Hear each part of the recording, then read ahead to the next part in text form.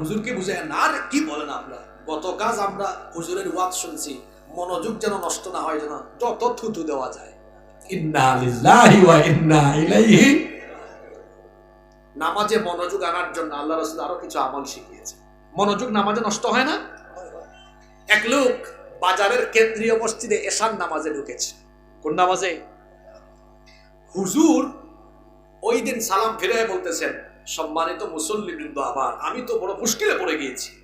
মুসল্লিগণ জিজ্ঞেস করছে, হুজুর কি হয়েছে? হুজুর বললেন, আজকে নামাজ কি 3 হইল না 4 হইল, বুঝতেছি না কিছু। এক মুসল্লি দাঁড়িয়ে বলে, হুজুর আমি 100% নিশ্চিত আপনার নামাজ আজকে 3 রাকাত হয়েছে। হুজুর বললেন, আপনি এত নিশ্চিত কিভাবে হবেন? কয়, হুজুর আমার এই বাজারে 4টা দোকান আছে, আমি প্রতিদিন এশার নামাজে প্রতি রাকাতে একটা দোকানের হিসাব কমপ্লিট করি। প্রতিদিন আমার 4টা দোকানের হিসাব শেষ হয়। আমি বুঝলাম না, আজকে 3টা দোকানের হিসাব শেষ হইল, আরো একটা আমার বাকি আছে, তার মানে আপনার নামাজও 1 রাকাত বাকি আছে। তাহলে মনোযোগ কি নামাজে আছে? জোরে বলেন, নামাজে আছে। মনোযোগ কোথায় আছে? দোকানে আছে। এরকম আমাদের মাঝে মাঝে হয়, মনোযোগ থাকে না। প্রশ্ন হতে পারে, হুজুর আমরা শয়তানকে মোকাবেলা করতে চাই, আমল শেখান। আমল আমি শিখাচ্ছি না, আল্লাহ রাসূল শিখাচ্ছে। ইদা কুমতা ফি সালাতিকা ফাসাল্লি সালাতাম মুওয়াদ্দা। যখনই আপনি নামাজে দাঁড়াবেন, হৃদয়ে এই অনুভূতি লালন করবেন, এটা হলো আমার জীবনের শেষ নামাজ। When you stand for the salah, keep in your mind, it's your final salat. যখন নামাজে দাঁড়াবেন মাইন্ড সেট আপ করবেন, আর নামাজে দাঁড়ানোর সুযোগ পাবো না, এটা জীবনের শেষ। বলেন, আর শয়তান ধরবে? আরো একটা আমল শিখেন, নামাজে যখন দাঁড়াবেন মনে করবেন, আমি এখন আল্লাহকে দেখবো, আল্লাহ আমাকে দেখবেন, আমি আল্লাহর সাথে কথা বলবো। সুবহানাল্লাহ। সালাত is a conversation between almighty Allah and the slave. নামাজ হচ্ছে আল্লাহ আর বান্দার কথা বলার জায়গা। আপনি যে সাজদা দেন, নবীজি বলেছেন, বান্দা যখন তার মাথা আর কপাল আর নাক অবনত করে আল্লাহর কুদরতি চরণে লুটিয়ে পড়ে, আল্লাহ তাআলা তখন বান্দার নিকটে আসেন, বান্দা আল্লাহর নিকটে যায়, আল্লাহর এত দয়া লাগে, বান্দাকে তখন আল্লাহ তার রহমতের কুলে তুলে নেন। এই অনুভূতি ধারণ করলে মনোযোগ অন্যদিকে আর যাবে না, ইনশাআল্লাহ। তাহলে মানুষের বিরুদ্ধে শয়তানের প্রথম ষড়যন্ত্র, সে মানুষকে নামাজ থেকে দূরে রাখতে চায়। দ্বিতীয় ষড়যন্ত্র, নামাজে গেলেও জামাত থেকে দূরে রাখতে চায়। আপনার তো কষ্ট হচ্ছে মনে হয় বেশি।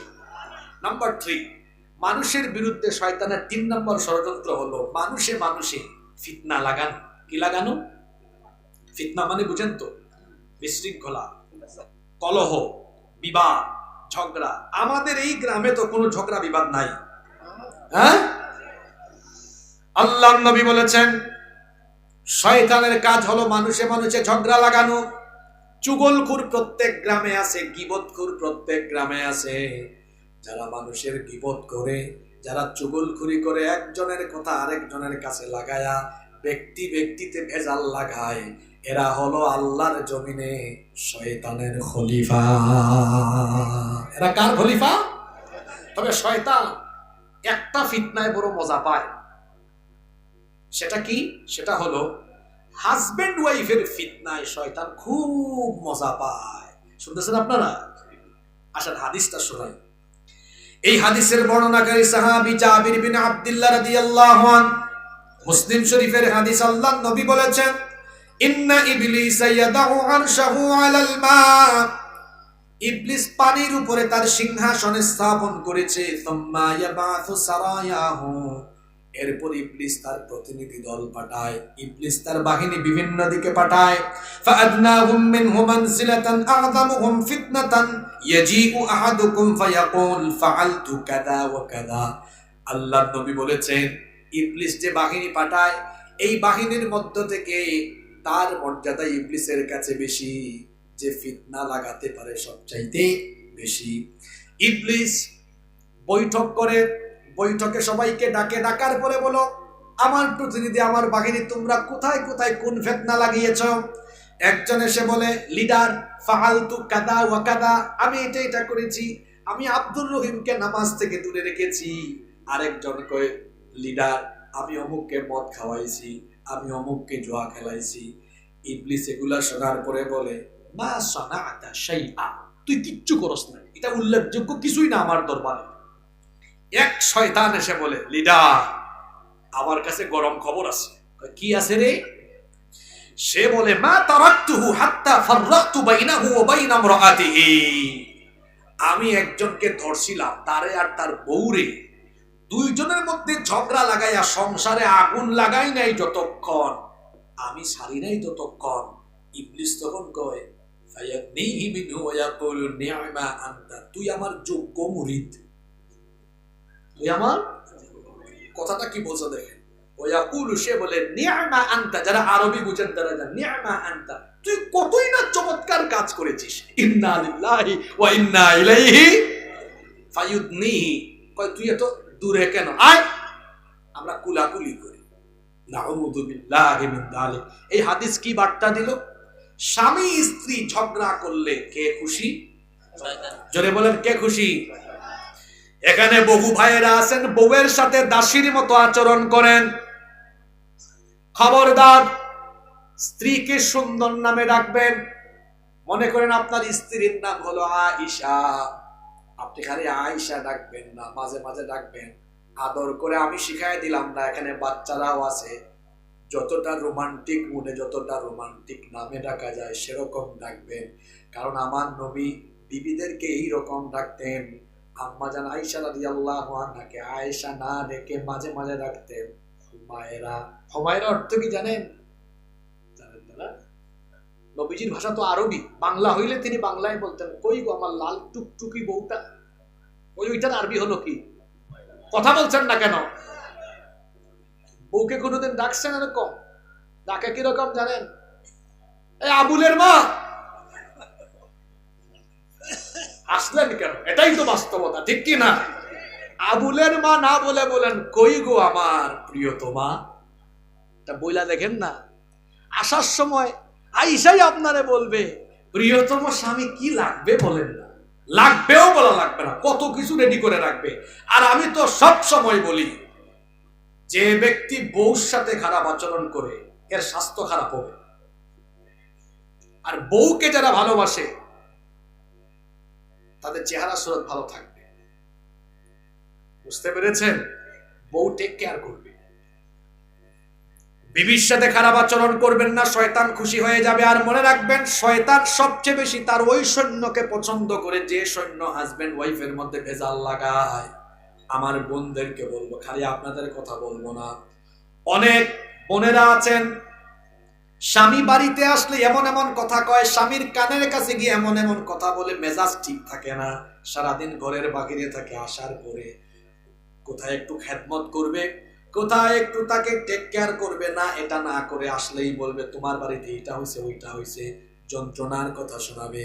শুনেন, আল্লাহ রসুলের মেয়ে ফাতিমা রাদিয়াল্লাহু আনহা, ওনার স্বামীর নাম হলো আলী রাদিয়াল্লাহু আনহু। আলী রাদিয়াল্লাহু আনহু বলছেন, আমি অনেক ক্লান্তি নিয়ে যখন বাড়ি ফিরতাম, বাড়ি ফেরার পরে ঘরের মধ্যে খাবার পাইতাম না, তাও আমার বউ যখন, ফাতেমা যখন একটা মুচকি হাসি দিয়ে আমার সামনে আসতো, সকল ব্যথা কষ্ট যন্ত্রণা তার হাসি দেখে আমি ভুলে যেতাম। আয়েশাই মুড খারাপ করে একদম করে বসে জামাইয়ের সামনে, হাজবেন্ডের সামনে একটু মুচকি হাসি দেন না, এমন একটা মুড নিয়ে আসেন, আপনাকে দেখা মাত্রই যেন তার দুই চক্ষু শীতল হয়ে যায়। সুবহানাল্লাহ। হাজবেন্ড ওয়াইফে ভালোবাসা থাকলে বেজার কে? আপনারা ক্লান্ত হয়ে গেছে, ওয়াজ করি আমি, ক্লান্ত হন আপনারা, তাহলে মুনাজাত দিয়ে দিই। হাজবেন্ড ওয়াইফে বেজাল থাকলে খুশি কে?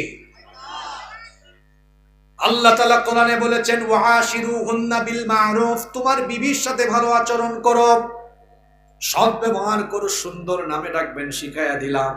রোমান্টিক মুডে রাখবেন, বাসায় যাওয়ার সময় বউ যেটা পছন্দ করে সেটা নিয়ে যাবেন, মাঝে মাঝে বাহিরে ঘুরতে নিয়ে যাবেন। আজকে অনেকের বউ পরকিয়া করে, তার কারণ হলো সে তার বউকে সময় দেয় না।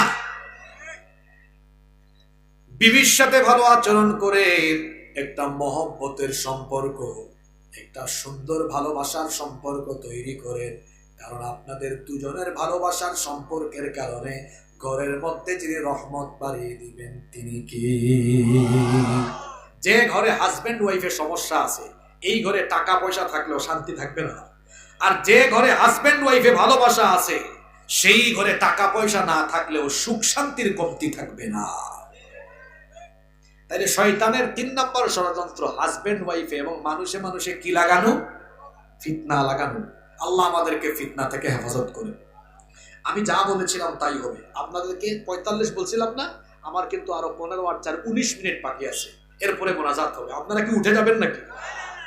4 নম্বর দেখেন, আমরা এগিয়ে যাচ্ছি। মানুষের বিরুদ্ধে শয়তানের 4 নম্বর ষড়যন্ত্র হলো, আমি কিন্তু এখন খুব গুরুত্বপূর্ণ কথা বলবো, মনোযোগ দিবেন। মানুষের বিরুদ্ধে শয়তানের ষড়যন্ত্র হলো 4 নম্বর, মুসলমানদেরকে দলে দলে বিভক্ত করে রাখা। কি করে রাখা? আমি কিন্তু প্রতিটা পয়েন্টের সাথে হয় কোরআন নয় হাদিস দিয়ে দলিল দিচ্ছি। শুনেন আল্লাহর নবী কি বলেছেন। জাবের বিন আব্দুল্লাহ রাদিয়াল্লাহু আনহু হাদিসের বর্ণনাকারী সাহাবী, তিনি বলছেন রাসূল কারীম, আমরা সবাই বলি সাল্লাল্লাহু আলাইহি ওয়াসাল্লাম বলেছেন, ইন্নাশ শাইতানা ক্বাদ আইসা আন ইয়াবুদাহুল মুসাল্লুনা ফি জাজিরাতিল আরব। আল্লাহর নবী বলেছেন, আরবে শয়তান মুসল্লিদেরকে দিয়ে আর তার গোলামি করাতে পারবে না, এই জন্য শয়তান হতাশ। কিন্তু ওয়ালাকিন ফিত তাহরিশি বাইনাহুম, তোমাদের মধ্যে দলভেদ বিভক্তির ব্যাপারে শয়তান আশা ছাড়ে নাই। অর্থাৎ শয়তান আশায় আছে, শয়তান আশা করে বসে আছে তোমাদেরকে দলে দলে ভাগ করে দিয়ে বিভক্ত রাখবে। দুঃখ ভারাক্রান্ত হৃদয় নিয়ে বলছি আপনাদের কথা পড়ে, আজ শয়তান আমাদের হুজুরদের বিরুদ্ধেও সফল। দেখেন না আমাদের মধ্যে কয় দল। আমি ভাবছিলাম কি জানেন, ৩৬ জুলাইয়ের পরে আমি ভাবছি জনগণ ঠিক হোক আর না হোক, এবার হুজুর ঠিক হয়ে যাবে।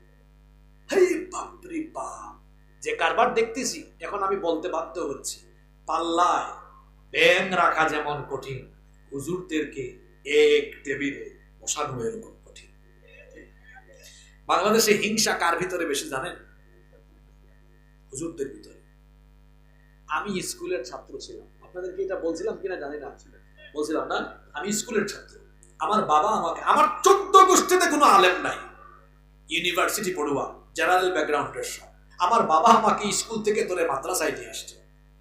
আলহামদুলিল্লাহ, মাদ্রাসায় আসার পরে আমি কোনোদিনও খারাপ রেজাল্ট করিনি। আমার মাস্টার ডিগ্রি পর্যন্ত সব A+ এবং আমি গোল্ড মেডেলিস্টও ছিলাম, আলহামদুলিল্লাহ। তো আমি স্কুল থেকে মাদ্রাসায় আসার পরে তারপরে না দেখলাম এখানে কি যে যন্ত্রণা।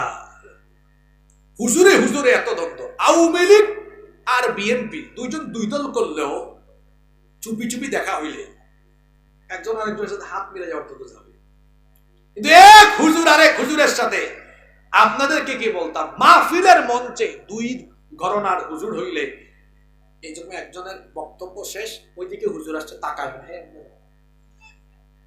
আমি নিজেই এরকম বহু মাহফিলে বাস্তবতার শিকার হয়েছে। আমি তাকাইয়ার দিকে চিন্তা করছো, কুরআন হাদিস পড়ে তার হৃদয়টাকে এখনো সংকীর্ণ করে রেখেছে। যিনি কওমি মাদ্রাসায় পড়েছেন তিনি আমার ভাই, যিনি আলিয়া মাদ্রাসায় পড়েছেন তিনি আমার ভাই, যিনি জামাতে ইসলামী করেন, যিনি হেফাজতে ইসলাম করেন, যিনি জমিয়ত করেন, যিনি খেলাফত করেন, যিনি চরমুনাই করেন, সবাই আমার ভাই। ইসলামের বৃহৎ স্বার্থে এবং কোরআনের রাজ কায়েমে আমি কারো বিরুদ্ধে অবস্থান দিব না, সবাই আমরা একসাথে থাকবো।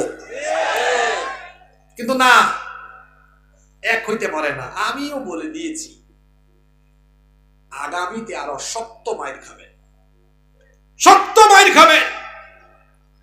আওয়ামী লীগ যদি ক্ষমতার স্বার্থে 14 দল নিয়ে জোট করতে পারে, বিএনপি যদি ক্ষমতায় যাওয়ার জন্য 19 দল 20 দল নিয়ে জোট করতে পারে, তো আপনারা হুজুররা তো বিভিন্ন মাসালা নিয়ে মতভেদ থাকতে পারে, কিন্তু কোরআনের শাসনের ব্যাপারে তো কারো কোনো বিরোধ। তো এই বিষয়টাকে সামনে রেখে আপনারা তো ঐক্যবদ্ধ হতে পারতেন। আজ আমি বগুড়া থেকে বলে গেলাম, যতদিন পর্যন্ত এরা ঐক্যবদ্ধ হবে না, ততদিন পর্যন্ত বাতিলদের মার খেতে খেতে এদের কোমর ভাঙবে, মেরুদণ্ড ভাঙবে। আর কে খুশি হবে? শয়তান। জোরে বলেন, কে খুশি হবে? আমি তো হাদিস বললাম, মুসলমানদেরকে আলাদা আলাদা রাখা এটা কার কাজ? শয়তানের কাজ। আপনাদের সবার হাতে হাতে একটা লাঠি দিলে ভাঙতে পারবেন না? একটা, আরে বগুড়ার মানুষ কি এখানে খাবার দাবার, এখানে টাটকা টাটকা আলু, টাটকা সবজি, শক্তি বেশি, তো একটা পাইলে একদম ঠাস করে ভেঙে ফেলবেন। 100টা লাঠি দিলে ভাঙতে পারবেন? উদানি শুরু হবে, পারবে না। এ দুটো উদাহরণ কেন দিয়েছি? দলে দলে বিভক্ত থাকলে ইসলাম বিরোধীরা যাদেরকে যখন ধরবে একদম মেরুদণ্ড ভেঙে দিবে। 100টা লাঠি যেমন ভাঙ্গা যায় না, তেমনি সব হুজুর আর সব ইসলামিস্টরা একসাথে থাকলে গ্রেফতার করা, জেলে ঢুকানো বহুত পরে ইসলামের বিরুদ্ধে জবান খুলে কথা বলার সাহস এই বাংলাদেশে কারো হবে না। আল্লাহ এই কথাগুলো জাতিকে বুঝার তৌফিক দেন। আমি যখন থেকে এই ময়দানে কথা বলি, সেদিন থেকেই কথাগুলো আমি বলে যাচ্ছি, ঝামেলা করেন না। কওমিতে যিনি পড়েছেন আমার ভাই, তিনি, তার জায়গা আমার বুকে। যিনি আলিয়া মাদ্রাসায় পড়েছেন তিনি আমার ভাই। যিনি জামাত করেন, হেফাজত করেন, যে দল করেন, সব আমার ভাই। আমরা আল্লাহর কোরআনের শাসন বাস্তবায়নের জন্য সবাই ঐক্যবদ্ধ থাকতে চাই। আল্লাহ সবার হৃদয়ের সংকীর্ণতা দূর করে দিয়ে হৃদ্যতার বন্ধনে সবাইকে আবদ্ধ হওয়ার তৌফিক দিয়ে দাও। আপনাদের মনে বেশি কষ্ট হয়ে যাচ্ছে। নাম্বার 5, মানুষের বিরুদ্ধে শয়তানের 5 নাম্বার ষড়যন্ত্র হলো, এটা বড় মারাত্মক পয়েন্ট, সুন্দরকে অসুন্দর, অসুন্দরকে সুন্দর বানিয়ে মানুষের সামনে উপস্থাপন করা। দেখি তো কথাটা কে শুনছেন? সুন্দরকে অসুন্দর আর অসুন্দরকে কিরকম? শুনেন, উদাহরণ দিই। বিবাহ হলো পবিত্র এবং সুন্দর। এখন বিবাহ লাগায় মানুষের চোখে অসুন্দর, জিনা লাগায় সুন্দর, আছে না নাই? তারপরে দেখবেন বউ, সেটা হলো আপনার জন্য হালাল, তার দিকে তাকালে দেখেন ইসলাম কত সুন্দর। বিয়ের আগে একটা নারীর দিকে তাকালে যদি আপনি ইচ্ছা করে তাকান গুনাহ, অপ্রয়োজনে বেগানা নারীর কাছে গেলে গুনাহ। আর বিবাহের পরে আপনার বিবির দিকে তাকাবেন, তার হাত স্পর্শ করবেন, তার কাছে যতবার যাবেন ততবার আল্লাহ আমল নামায় নেকি দিবেন। এটা সুন্দর। আর শয়তান লাগায় অসুন্দর। অসুন্দর কেমন লাগে? উদাহরণ দেই। আশেপাশে কোনো বাজার আছে? নাম কি?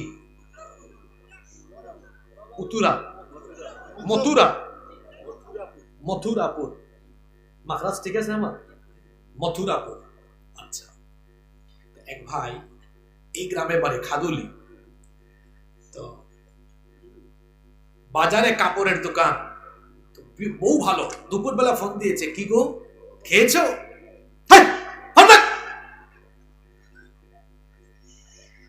তো বউয়ের কণ্ঠ, এটা ভালো লাগার কথা, শয়তান লাগাই দিছে কি? ফোন রাখার পরে কিছুক্ষণ পর আসছে এক জরিনা, সাথে আছে সকিনা, এসে বলতেছে, ভাইয়া আপনার দোকানে এটা আছে। সালাম আলাইকুম, আসেন, সব আছে। কোমল ভাষা, 10 মিনিট দেখাচ্ছে, বলছি ভাইয়া আরো দেখি, সব দেখেন। আপু একটু চা খাওয়াই, একটু কফি খাওয়াই, কি যাতে শয়তান চিন্তা করেছে ব্যবসায়িক পলিসি হিসাবে কথা বলেন, ঠিক আছে, কিন্তু একটু আগে যে বউ দিল কল, ওইটা লাগে অসুন্দর, আর এই জরিনাকে লাগে সুন্দর। সুন্দরকে অসুন্দর লাগলে আর অসুন্দরকে সুন্দর লাগলে বুঝতে হবে এই কাম শয়তান করছে।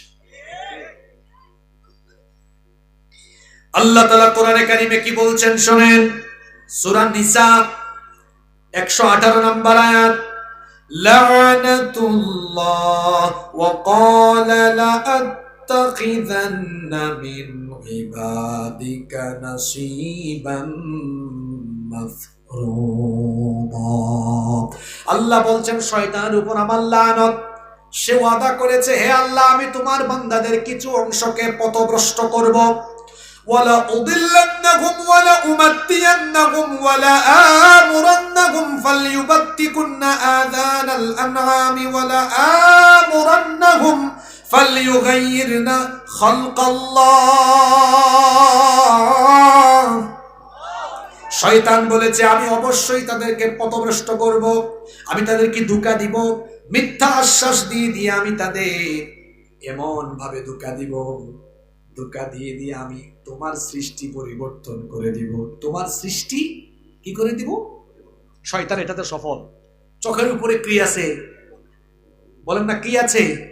এটা দিয়েছেন কে? এটা যেটা আছে এটাই সুন্দর। শয়তান কয় ধুর, কে বলছে সুন্দর? ধুনটে শেরপুরে এটা বিউটি পার্লারে যা, ব্রু প্লাক কর, ওইটাই সুন্দর। ব্রু প্লাক শয়তানের কাছে সুন্দর, আল্লাহর কাছে জোরে বলেন, আল্লাহর সৃষ্টি ঠিক রাখলো না পরিবর্তন করলো? অবশ্য ব্রু প্লাক করে এমন নারী এই দুনোটে নাই।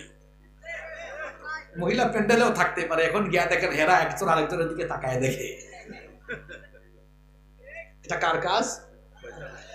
মা বোনদেরকে বলবো, ব্রু কত সুন্দর। কারো কারো ব্রু তো বাঁকা তোর বাড়ির মতো। এই যে আমার ব্রু দেখছেন, জুরা ব্রু, ঠিক না?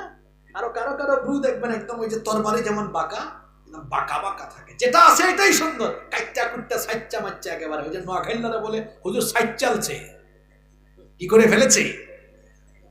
আর আমরা সিলেট হই, দেখো বা কিতা করছে, একবারে সাইচ্চা সমান হরি ফেলাই দিছে। না সিলেটি মাতলা হলতা কুস্তা নাই। সম্মানিত ভাইরা, তাহলে আল্লাহর সৃষ্টি পরিবর্তন করে দেওয়া, সুন্দরকে অসুন্দর, অসুন্দরকে সুন্দর লাগা, এটা কার কাজ? নাম্বার 6, 6 নাম্বার, মানুষের বিরুদ্ধে শয়তানের ষড়যন্ত্র হলো মানুষ শয়তান মানুষকে উলঙ্গ দেখতে চায়, নগ্ন দেখতে চায়, শয়তান মানুষকে বেপরদা দেখতে চায়।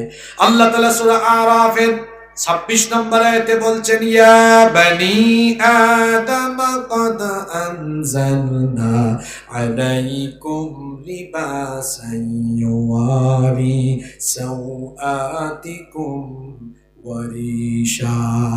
হে আদম সন্তান, আল্লাহ তোমাদের জন্য পোশাক অবতীর্ণ করেছেন যাতে তোমরা সাজসজ্জা এবং তোমাদের সতর ঢাকতে পারো।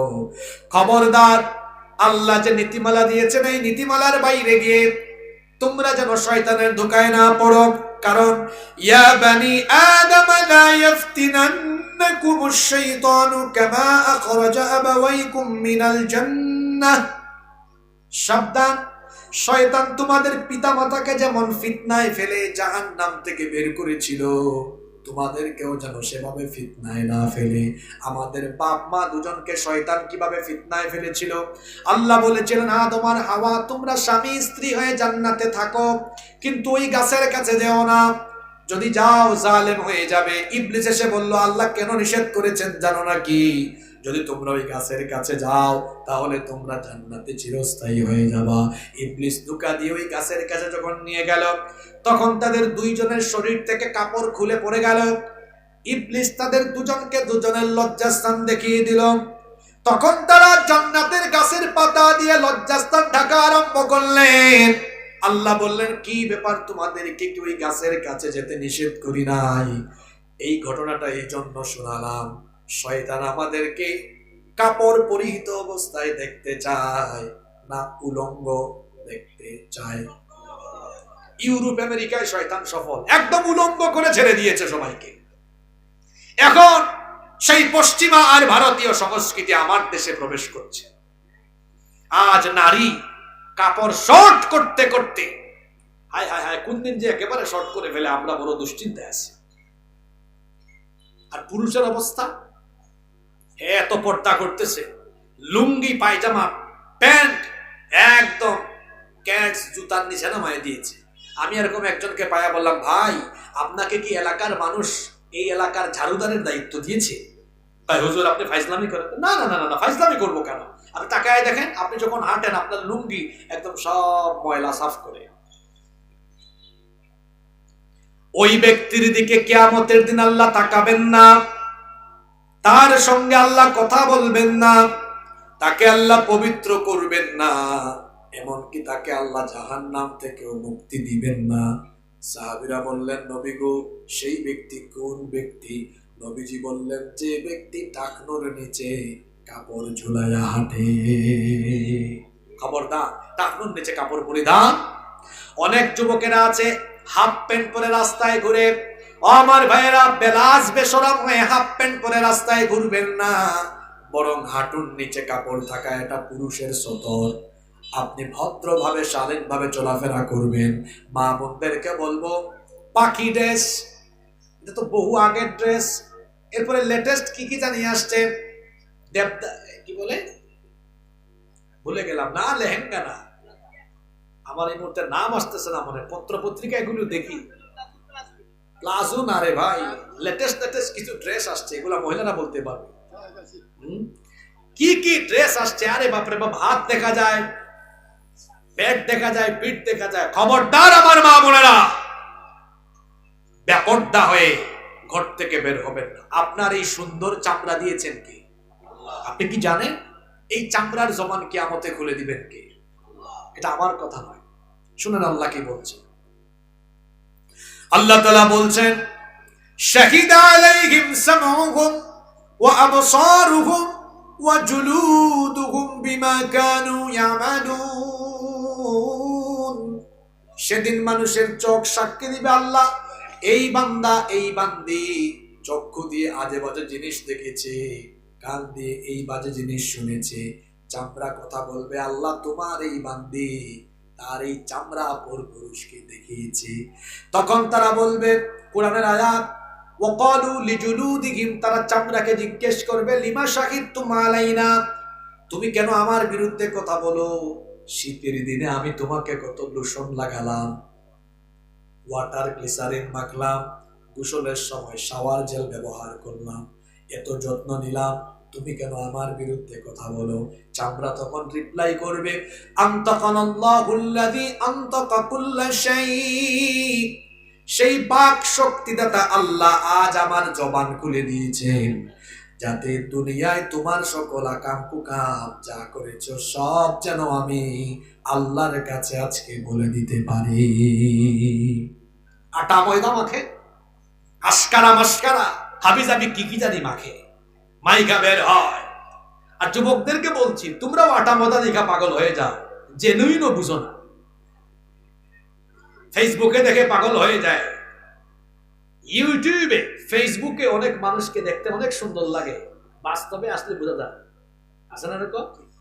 দেখবেন টিভিতে অনেক মানুষকে সুন্দর দেখা যায়, বাস্তবে আসার পরে কেমন জানি দেখা যায়। আছে না এরকম বহু মানুষ? আছে। যুবকরা অনেক সময় ফেসবুকে টিকটকে অনেক মেয়েদের আইডি দেখে তারপরে নক করা আরম্ভ করে। বাস্তবে যাকে যেভাবে দেখো, সরি ভার্চুয়াল জগতে যাকে যেভাবে দেখো যুবক ভাইয়েরা, বাস্তবে ওরকম নাও হতে। মেয়েদের পিছনে ঘুরঘুর করো না, আমি যুবকদেরকে বলে যাই, মেয়েদের পিছনে ঘুরঘুর করো না, নিজের চরিত্র আর ক্যারিয়ার ঠিক করো। সুন্দরী সুন্দরী জরিনা সকিনার বাপ তোমার পিছে ঘুরবে তার মেয়ে তোমার কাছে বিয়ে দেওয়ার জন্য, তুমি কেন ইতরের মতো অসভ্যের মতো ঘুরবা? বন্ধ করো এগুলো, ব্যক্তিত্ববান হও, নিজেকে এমন জায়গায় নিয়ে যাও মানুষ তোমার পিছে যেন ঘুরে। আল্লাহ আমার যুবক ভাইদেরকে তৌফিক দেন। আপনারা কি করবেন? আপনাদের ঘরের নারীদেরকে পর্দায় রাখবেন। যে পুরুষ তার ঘরের নারীকে বেপর্দায় রাখে, এই পুরুষ হলো দাইয়ুস, আর দাইয়ুস কখনো জান্নাতে ঢুকতে পারবে। এখন নতুন ফিতনা, দাজ্জালি ফিতনা শুরু হয়েছে। এতদিন ছিল ফুড ব্লগ, ট্রাভেল ব্লগ, এখন কাপড় ব্লগ। আর অনেক মেয়েরা এখন টিকটক করছে, অনেক মেয়েরা এখন কন্টেন্ট ক্রিয়েট করছে, অনেকে ব্যবসাও করছে। ব্যবসা করেন, ব্যবসা জায়েজ আছে, ব্যবসায়ের কিছু নীতিমালাও আছে। লাইভে এসে দেখাচ্ছে, ভাইয়েরা আপুরা এই যে ড্রেস, ওইদিকে ড্রেস দেখাচ্ছে, ওইদিকে তার ড্রেসের 12টা বাজছে। কাপল ব্লগ, হাজব্যান্ড ওয়াইফ যা যা করে ভিডিও করে এগুলো সোশ্যাল মিডিয়ায় শেয়ার করে। এখন অনেকে আছে স্বামী স্ত্রী কোনো কাজ করে না, শুধু ভিডিও বানায়। যে ব্যক্তি ইউটিউব চ্যানেল আর ফেসবুক পেজ মনিটাইজেশন করে সামান্য ডলার কামানোর দান্দায় বউকে ব্যবসায়িক পণ্য বানিয়েছে, সে কোনো পুরুষ নয়, সে হলো ব্যক্তিত্বহীন এমন এক ব্যক্তি যে কিনা পুরুষ নামের কলঙ্ক। এই ওয়াজ গত 1.5 মিনিটের ওয়াজ চাচারা বুঝেন নাই, যারা বুঝার হেরা বুঝছে। কে যুবক ভাইয়েরা ঠিক আছে না? বউ হলো বড় দামি জিনিস, এটাকে খুব যত্নে রাখতে হয়। বউ হইল আমার, আর মজা নিবে আরেকজন। বিয়ে করলাম আমি, আর আমার বউ দেখাইলাম, মানুষ ফেসবুকে ইউটিউবে দেখলো, দেখার পরে বললো উফ। আপনারা আমার উপর বিরক্ত হয়ে বিরূপ মন্তব্য করবেন না, এভাবে না বুঝলে আপনারা বুঝবেন না। যে ব্যক্তি তার বউকে এইভাবে করে জনগণের সম্পদ বানিয়ে পণ্য বানিয়েছে, আমি তাকে পুরুষ বলি না, সে পুরুষ নামের কলঙ্ক। আমার বউ থাকবে আমার কাছে, যাকে আমি দেখব। আমার বউ থাকবে যতনে আমার কাছে, যার সব আমি জানবো। এখন আমার বউয়ের ঠোঁট কেমন, আমার বউয়ের ফেস কেমন, আমার বউয়ের হাতের আঙ্গুল কেমন, জনগণ জানে সব। রাগ করতেছেন নাকি আপনারা? এই কথাগুলো বাস্তব না অবাস্তব? আমার বউয়ের গালে তিল আছে, এটা জনগণ জানে। আমার বউয়ের ঠোঁট মোটা না চিকন, জনগণ জানে। আমার বউয়ের হাতের আঙ্গুল লম্বা না চিকন, জনগণ জানে। বিয়ে করলো সে, মজা নেয় জনগণ। এটা খারাপও লাগে না। তুমি যে পুরুষ, এটা মানুষের সামনে পরিচয় দাও কেমনে? তোমার ব্যক্তিত্ব নাই, তুমি ব্যক্তিত্বহীন, তোমার কোনো ব্যক্তিত্ব নাই। তো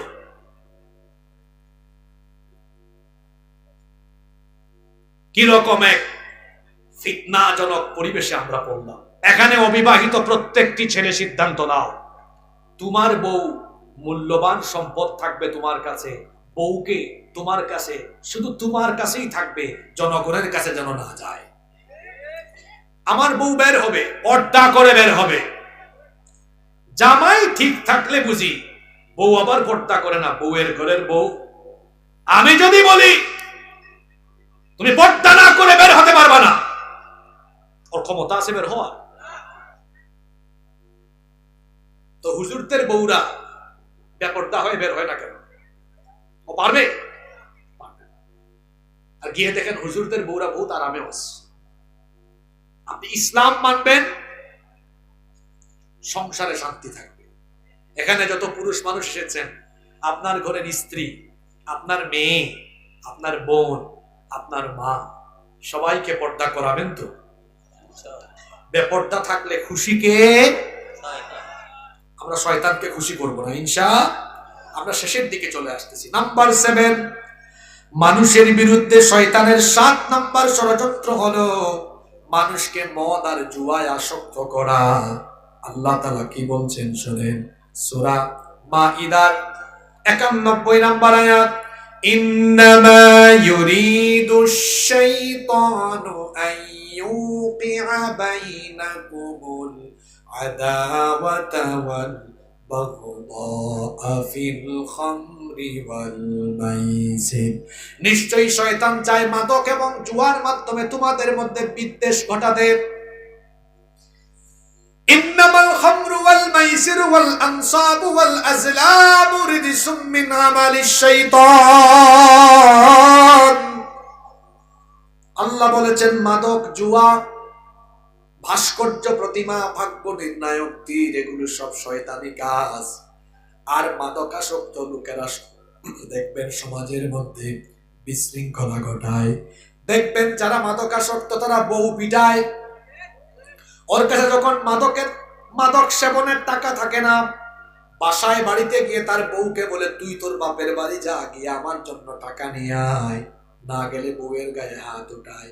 এটা মেম্বার সাহেব, চেয়ারম্যান সাহেব আর থানার ওসি সাহেব ভালো জানেন। এরকম কেস তাদের কাছে আসে। মাদকাসক্ত লোকেরা চোর হয়, ডাকাত হয়, এদের কাছে মাদক সেবনের পয়সা না থাকলে মায়ের পকেট, মায়ের ব্যাগ, বাপের পকেট কিংবা দুনটের রাস্তাঘাটে দিনে দুপুরে এরা চুরি ডাকাতি ছিনতাই করে। এমনকি মাদকাসক্ত ছেলে মেয়েরা যদি তার পিতামাতা তার বিরুদ্ধে যায়, পিতামাতাকে জবাই করে। আমার দেশের বাস্তব প্রমাণ আছে, পুলিশ কর্মকর্তার মেয়ে ঐশী। আমার জুয়া এটা আমার দেশে এমন মারাত্মক আকার ধারণ করেছে, এই ওয়াজ চাচারা বুঝবেন না, এটা যুবকেরা বুঝবে। আইপিএল খেলা হয় ইন্ডিয়ায় আর জুয়ার বাজি হয় বগুড়া। চাচারা বুঝবেন না, যারা বুঝেন হেরা বুঝছে। কি যুবকেরা ঠিক আছে না? বিপিএল খেলা হয় ঢাকায় আর জুয়ার বাজি হয় বগুড়ায়, ধুনটে। মাদক এবং জুয়ায় আসক্ত যারা, শয়তানের মুরিদ হলো তারা। শয়তান মানুষকে সোজা পথ থেকে, জাহান্নাম থেকে বিচ্যুত করার জন্য যে উপাদানগুলো সমাজে রন্ধ্রে রন্ধ্রে ছড়িয়ে দেয়, তার মধ্যে অন্যতম উপাদান হলো মাদক আর জুয়া। আজকে এই দুইটা ক্ষতিকারক জিনিস আমাদের স্কুলে, কলেজে, বিশ্ববিদ্যালয়ের ক্যাম্পাসে ঢুকেছে। ৩৬ জুলাইয়ের সময় দেখছেন না, ওই যে সোনার ছেলেরা যে হলগুলো দখল করে রেখেছে, শাহজালাল ইউনিভার্সিটিতে, ঢাকা বিশ্ববিদ্যালয়ে, জাহাঙ্গীরনগর বিশ্ববিদ্যালয়ে রুম থেকে গাঁজা আর গাঁজা পাওয়া গিয়েছে। আমি কি ভুল বললাম নাকি? টেলিভিশনে দেখেন না আপনারা? মাদক ছাত্রদের ক্যারিয়ার শেষ করে দিচ্ছে, অনেক মানুষের চরিত্র শেষ করে দিচ্ছে। তাহলে মাদক এবং জুয়ায় আসক্ত করে আপনাকে ধ্বংসের পথে, জাহান্নামের পথে ধাবিত করা, এটা শয়তানের কাজ। এটাও হলো মানুষের বিরুদ্ধে শয়তানের আরেকটা ষড়যন্ত্র। ৮ নাম্বার, শেষ দিকে চলে আসছে। আপনাকে অশ্লীলতা, নোংরামি, বেহায়াপনায় ধাবিত করে, এটা শয়তানের কাজ। আল্লাহ বলছেন, ওয়ামান ইয়াত্তাবি' খুতুওয়াতিশ শাইতানি فإنه يأمر بالفحشاء والمنكر। নিশ্চয়ই শয়তান তোমাদেরকে ফাহিশা, মন্দ, খারাপ কাজ, অশ্লীল কাজের ব্যাপারে আদেশ দেয়। শয়তান আমাদেরকে দিয়ে অশ্লীলতা করাতে চায়, বেহায়াপনা, নোংরামিতে আমাদেরকে ডুবিয়ে রাখতে চায়। আমার হাতে মোবাইল, আমি যখন নেই শয়তান ধোঁকা দেয়, তুই একটু আজে বাজে ভিডিও দেখ, গুগল শরীফে গিয়ে পর্নোগ্রাফি দেখ। এই যে আজে বাজে চিন্তা মাথায় শয়তান আনলো। আপনি হয়তো ভাবছেন আমি একটু দেখি না, অসুবিধা কি? আপনি এটা দেখবেন, কেউ যদি নাও দেখে, কেউ যদি নাও জানে, কিন্তু যিনি জানেন এবং যিনি সব দেখছেন তিনি কে? আজ অশ্লীলতাকে রাষ্ট্রীয়ভাবে প্রমোট করা হচ্ছে। ভাবছিলাম যে ৩৬ জুলাইয়ের পরে, ৫ আগস্টের পরে নতুন বাংলাদেশে অপসংস্কৃতি হয়তো আমরা আস্তে আস্তে দেখবো যে এটা ডিলিট হয়ে গেছে। আওয়ামী লীগের আমলেও সত্য কথা বলেছি, এখনো বলবো, যেখানে যেখানে যা দেখবো বলবো। 2টা ছাত্র যে উপদেষ্টা হলো, এই আসিফ মাহমুদ আর আরেকজন নাহিদ ইসলাম, তারা মোস্তফা সরওয়ার ফারুকীর বানানো ছবি দেখতে গিয়েছে। দেখার পরে আসিফ বলতেছে, সাংস্কৃতিক ভাবে আমাদের ফারুকী ভাই অনেক লড়াই চালিয়ে গিয়েছে। তোমাদের বয়স কম, তা আমাদের চেয়েও বয়স কম। আলেম ওলামা এবং যারা দেশ জাতি নিয়ে চিন্তা করেন, তাদের সংস্পর্শে থাকো। প্রথম আলো আর ডেইলি স্টারের মাল যারা,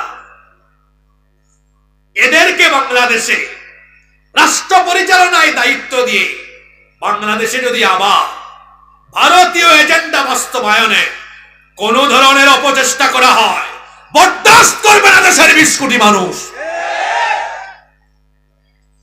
তারে চিনেন না আপনারা? মোস্তফা সরওয়ার ফারুকী।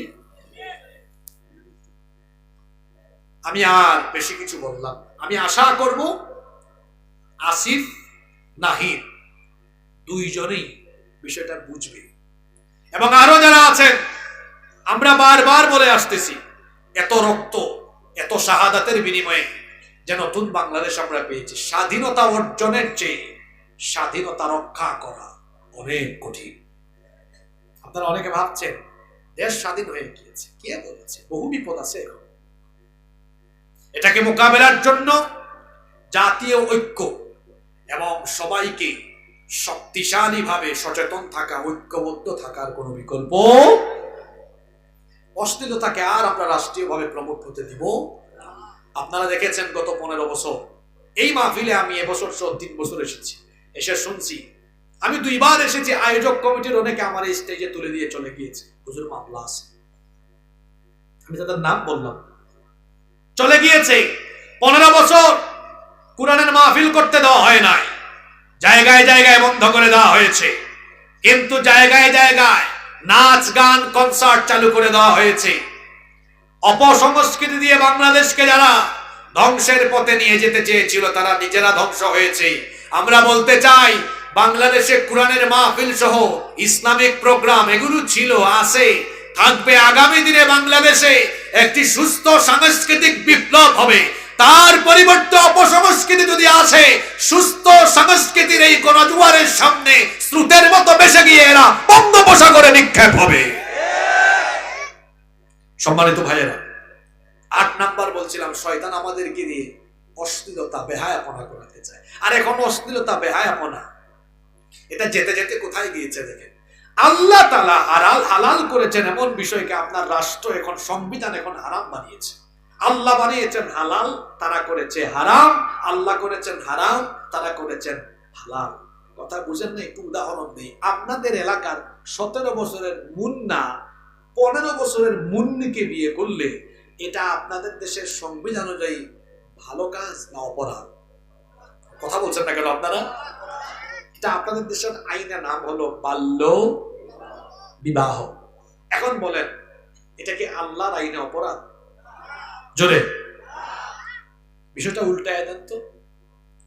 17 বছরের মুন্না 15 বছরের মুন্নিকে নিয়ে ঝাউ তোলা, বাঁশ তোলা, লাউ তোলা, বটগাছ তলায় বসে বাদাম খায়, বুট খায়, একটা হাত ধরে মাখামাখি করে, ঢলাঢলি করে, এটা আল্লাহর আইনে অপরাধ এবং গুনাহ, এটা হারাম।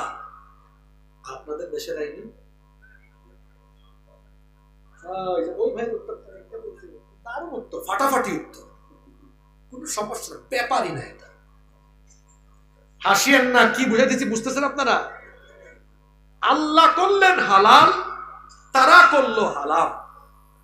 বিয়ে করলেন আল্লাহ হালাল, তারা বানিয়ে দিয়েছে হারাম। জিনা করলেন আল্লাহ হারাম, তারা করেছে হালাল। এটি হচ্ছে রাষ্ট্রীয় পর্যায়ে আল্লাহর সার্বভৌমত্ব এবং ইবাদতে রাষ্ট্রীয়ভাবে আল্লাহর সাথে কুফরি করা। আমার দেশের বেশিরভাগ মানুষের তাওহীদের জ্ঞান নাই, শিরকের কোনো জ্ঞান, ও বুঝে না আশশিরকু ফিল ইবাদা কি, ও জানে না আশশিরকু ফিল উলুহিয়্যা কেমনে হয়, এগুলো বুঝে না। আল্লাহ করেছেন হালাল, সে বানিয়ে দিয়েছে কি? এজন্য বলেছিলাম আজকে রাষ্ট্রীয়ভাবে অশ্লীলতা প্রমোট করা হচ্ছে। ভুরুঙ্গামারির গত বছরের খবর জানেন, কুড়িগ্রামের ভুরুঙ্গামারির ক্লাস 5 এর ছেলে একটা না 2টা বান্ধবী পটায় নিয়ে চলে গেছে কক্সবাজারে, মনে আছে? আর এখন তো আমি বলি, এখনকার পুচকা পোলা মাইয়ারা ক্লাস 6-7 যা বুঝে, আমরা ইন্টারমিডিয়েট পাস করে অত কিছু বুঝি নেই। এরা বুঝছে 2 জিনিসে, এক হইলো মোবাইল, আর একটা হইলো জানোয়ারের দল বইয়ের ভিতরে যা নোংরামি ঢুকিয়েছে। জানেন তো আপনারা?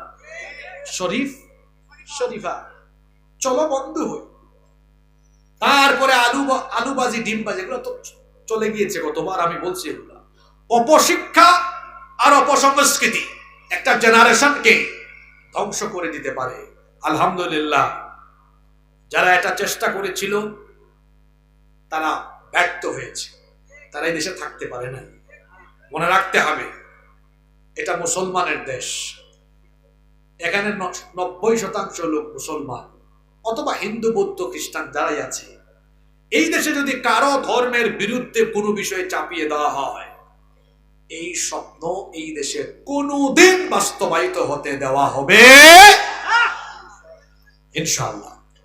নাম্বার 9, শয়তানের 9 নাম্বার ষড়যন্ত্র হলো আমাদেরকে দিয়ে অপচয় করানো।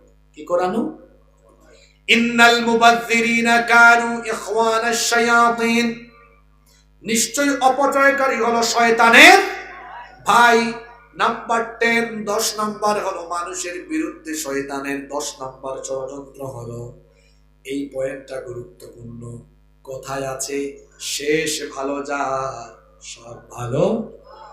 আমার শেষ দিকে আমি বড় জোর 3 মিনিট কথা বলবো, তবে যাদের ঘুম আসছে ঘুমটা ছাড়াই 3টা তাকবীর দিন। নারায়ে তাকবীর। যুবক ভাইরা নারায়ে তাকবীর। যুবকের মতো হবে নারায়ে তাকবীর। ঘুম গেছে, এবার আমি বলি। মানুষের বিরুদ্ধে শয়তানের 10 নাম্বার ষড়যন্ত্র হলো, শয়তান চায় আপনাকে দিয়ে কোরআনের আন্দোলন না করিয়ে মানুষের তৈরি করা আদর্শ, মানুষের তৈরি করা দল, মানুষের তৈরি করা মত, মানুষের তৈরি করা পথে আপনার ঘাম, আপনার রক্ত, আপনার জান, আপনার মাল কুরবানি করাতে। বলবেন হুজুর কথাটা কি আপনার ব্যক্তিগত না আল্লাহর? আমি সূরা নাম্বার আয়াত নাম্বার বলে দেই, বাড়িতে গিয়া তর্জমা খুলে মিলায় নিয়ে। সূরা নিসা 76 নাম্বার আয়াত আল্লাহ বলেছেন, আল্লাযীনা আমানু ইউকাতিলুনা ফি সাবিলিল্লাহ, ঈমানদার তারা আল্লাহর পথে লড়াই করে যারা, অর্থাৎ আল্লাহর পথে লড়াই করে আল্লাহর হুকুমত প্রতিষ্ঠার জন্য কাজ করে যারা, ঈমানদার হলো তারা। আমরা বললাম আল্লাহ তাহলে বেঈমান কারা, কাফির কারা? আল্লাহ বললেন ওয়াল্লাযীনা কাফারু ইউকাতিলুনা ফি সাবিলিত তাগুত, যারা নাফরমান এরা লড়াই করে তাগুতের পথে, এরা রক্ত ঘাম টাকা পয়সা জানমাল সব খরচ করে তাগুতের পথে। প্রশ্ন হলো হুজুর তাগুত কারা? তাগুত হলো ব্যাপক অর্থবোধক একটি শব্দ। কেউ যদি বলে হুজুর কুরআন দিয়ে এক বাক্যে বুঝায় দেন, তাহলে এক বাক্যে বলবো আল্লাহর আইন প্রতিষ্ঠার বিরুদ্ধে অবস্থান নেয় যারা, তাগুত হলো তারা। যেমন উদাহরণ ফেরাউনের ব্যাপারে আল্লাহ মুসা নবীকে বলেছেন, ইযহাব ইলা ফিরআউনা ইন্নাহু তাগা, মুসা ফেরাউনের কাছে যান, কারণ সে হলো তাগা, সীমা লঙ্ঘনকারী। যে ব্যক্তি সীমা লঙ্ঘন করে তাকে বলা হয় তাগুত। ফেরাউনকে আল্লাহ তাগুত এই জন্য বলেছেন, সে আল্লাহর আইনের পরিবর্তে তার আইন মিশরে বাস্তবায়ন করতে চেয়েছে। দুনিয়াতে এখন কোনো মানুষের নাম ফেরাউন নাই, কিন্তু ফেরাউনি কাজ করে এমন মানুষ এত দূরে যাওয়া লাগবে না, আমাদের দুটোটের ভেতরে আছে। বলবেন হুজুর আছে যে এদেরকে চিনব কেমনে? চিনবেন কেমনে এটাও বুঝায় দেই। আপনাদের মসজিদে ইমাম সাহেব হুজুর যদি বলেন আমাদের এই মসজিদ চলবে আল্লাহর কোরআনের আইনে, সভাপতি, সেক্রেটারি, ক্যাশিয়ার সব মুসল্লি বলবে হুজুর আমরা একমত, রাজি আছি। হুজুর খুশি হয়ে যদি পরের পয়েন্টে বলে যে আল্লাহর আইনে মসজিদ চলবে, সে আল্লাহর আইনে সমাজ চলবে, দেশ চলবে, এই কথা বলার পরে দেখবেন মসজিদের ভেতরে থাকা বহু আবুল কালাম আর আব্দুল সালামের চেহারা তখন কালো হয়ে গিয়েছে। তাহলে আল্লাহর জমিনে আল্লাহর আইন প্রতিষ্ঠা হোক, এটা চায় না যারা। আল্লাহর জমিনে শয়তানের খলিফা হলো তারা। কথা বুঝতেছেন? বুঝে শুনে মিছিল দিয়ে দেখো, বুঝে শুনে মিছিল দিয়ে। কথা আর বাড়ালাম না, বললে কষ্ট পাওয়া যাবে, আমি কষ্ট দিতে চাই না, শুধু এতটুকু বললাম বুঝে শুনে মিছিল দিয়ে।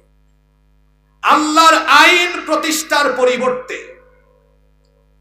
আমি এভাবে উদাহরণ, আমরা এই 3 জন, উনার এক দল, উনার এক দল, এই 2 দল।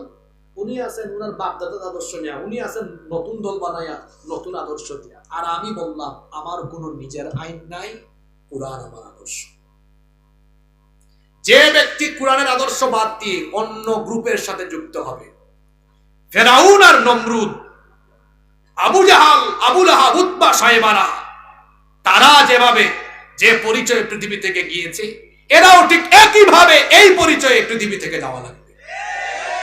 ফেরাউন ফেরাউন কেন হয়েছে? নমরুদ নমরুদ কেন হয়েছে? আবু জাহাল, আবু লাহাব, উতবা, সাইবা এরা এমন হয়েছে কেন? কারণ এরা আল্লাহর জমিনে আল্লাহর আইন প্রতিষ্ঠা হোক, এটা তারা চায়। আপনারা চান কিনা? সবাই চান তো? সবাই সাথে থাকবেন তো? তাহলে হাত নামান। এবার বলে দেই দেখি, ৭১ থেকে নিয়ে ২০২৪ আমরা বাংলাদেশে গণতন্ত্র দেখেছি, স্বৈরতন্ত্র দেখেছি, জুলুমতন্ত্র দেখেছি। বাংলাদেশে আমরা ইসলামতন্ত্র দেখি নাই, কুরআনতন্ত্র দেখি নাই। এবার বাংলাদেশে একবার চলেন না, কুরআনতন্ত্র দেখি, ইসলামতন্ত্র দেখি। এই কুরআনকে শুধু ওয়াজ মাহফিলের মঞ্চে আর মসজিদের মিম্বরে নয়, এটাকে যদি আমরা পার্লামেন্ট, সেক্রেটারিয়েট, বঙ্গভবন পর্যন্ত নিয়ে যেতে পারি, চুরি, ডাকাতি, দুর্নীতি, লুটপাট সবকিছুর মহোৎসব বন্ধ হয়ে গিয়ে বাংলাদেশ একটি আদর্শ, সুখী, সমৃদ্ধশালী, কল্যাণ রাষ্ট্রে পরিণত হবে ইনশাআল্লাহ। এজন্য সবাইকে যার যার জায়গা থেকে কুরআনের শাসনের জন্য একতাবদ্ধ হয়ে কাজ করতে হবে। সবাই রাজি আছেন? 11 এবং সর্বশেষ পয়েন্ট হলো মানুষের বিরুদ্ধে শয়তানের 11 নম্বর ষড়যন্ত্র। শয়তান সব সময় মানুষকে কোনো না কোনো ফন্দি, কোনো না কোনো ওয়াসওয়াসা দিয়ে আপনাকে ভালো কাজ থেকে দূরে রাখতে চায়। এজন্য তো আল্লাহ বলেছেন, আল্লাযী ইউওয়াসউইসু ফি সুদুরিন নাস। এজন্য ওয়াসওয়াসা শয়তান দিলে, যে কোনো চিন্তা মাথায় আসলে ইস্তিআযা করবেন, আউযু বিল্লাহি মিনাশ শাইতানির রাজীম। আজকে মানুষের বিরুদ্ধে শয়তানের কয়টা ষড়যন্ত্রের কথা বললাম? জোরে বলেন, কয়টা? দেখি তো মনে রাখছেন কিনা। 1 নাম্বার ষড়যন্ত্র, আপনাদেরকে কি থেকে দূরে রাখা? সাজদা, নামাজ থেকে। নামাজ আদায় করবেন তো? 2, নামাজের জামাত থেকে দূরে রাখা। তারপর 3 নাম্বার কি বলেছি? ফিতনা লাগানো। কোন ফিতনায় শয়তান মজা পায়? বিবাহিত ভাইরা বউকে আদর করবেন, ভালোবাসবেন, না ঝামেলা করবেন? ভালোবাসেন, ঠিক আছে। 4 নাম্বার, শয়তান মানুষকে মুসলমানে কি করতে চায়? বিভক্ত করতে চায়। তারপরে 5 নাম্বার, সুন্দরকে অসুন্দর, অসুন্দরকে সুন্দর বানিয়ে উপস্থাপন করে। 6 নাম্বার, উলঙ্গপনা, নগ্নতা ছড়িয়ে দিতে চায়। 7 নাম্বার, মাদক আর জুয়ার প্রসার ঘটিয়ে দিতে চায়। 8 নাম্বার, অশ্লীলতা প্রমোট করতে চায়। 9 নাম্বার, অপচয় করাতে চায়। 10 নাম্বার, ইকামতে দ্বীনের পরিবর্তে মানুষের তৈরি করা আইন প্রতিষ্ঠা করাতে চায়। এরপরে 11 নাম্বার হলো ওয়াসওয়াসা আর ধোঁকা দিয়ে আপনাকে ফাঁদে ফেলে রাখতে চায়। এই 11টা ষড়যন্ত্রের ব্যাপারে আমরা যদি সোচ্চার হতে পারি, জীবন পরিবর্তন হয়ে যাবে ইনশাআল্লাহ। 3 দিন ব্যাপী মাহফিল। খাবারের শেষ অংশটা খুব মজা লাগে না? ঠিক তেমনি ভাবে একটা অনুষ্ঠানের শেষ অংশ মুনাজাত, এটাতে মজা আছে। হতে পারে এটাই আমাদের জীবনের শেষ মুনাজাত। আমরা আমাদের গুনার জন্য কান্নাকাটি করে, আমাদের আব্বা আম্মার জন্য দোয়া করে গুনাহ মাফ করি এখান থেকে আজকে উঠবো ইনশাআল্লাহ। তার আগে আপনাদের কাছে আমি একটি আরজি রাখতে চাই। আপনারা এই মাদ্রাসাকে ভালোবাসেন কি ভাসেন না? সবাই ভালোবাসেন? কারা কারা ভালোবাসেন দেখে হাত তোলেন তো। স্বেচ্ছাসেবক ভাইরা একটু চাদর নিয়ে ঢুকেন তো দেখি কেমন ভালোবাসে। আল্লাহ, আমি হাত তুলে রেখে মুনাজাতের আগে আপনাদের থেকে এই মাদ্রাসার জন্য আপনাদের কাছে আবেদন করছি, মুনাজাতের আগ মুহূর্তে একটু মনটা বড় করে দিবেন। আল্লাহর কাছে আমি আপনাদেরকে নিয়ে মুনাজাত করবো ইনশাআল্লাহ। হাতগুলো নামান তো, নামায় পকেটে ঢুকান, মানুষের পকেটে ঢুকায়।